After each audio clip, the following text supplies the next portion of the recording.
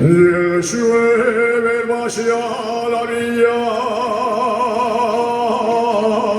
con intención de vender, boceados en el mercado ayer.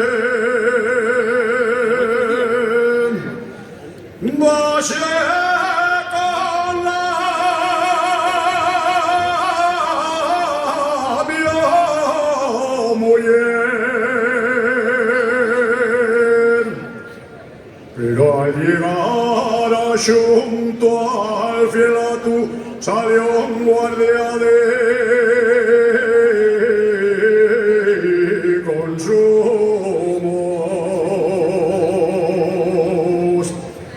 Yo con mucho atrevimiento dije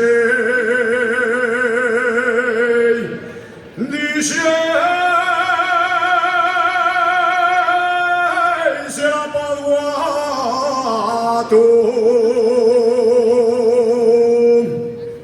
Eché otros dos pasequinos hasta llegar a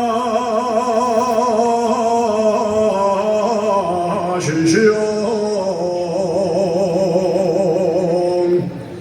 Salieron dos macepales, querían llevarme al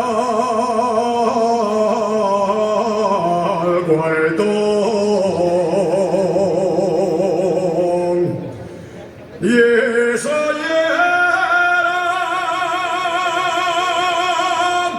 Y eso era porque los labios chatiquinos con el pezuñe desempiedraban en la carretera.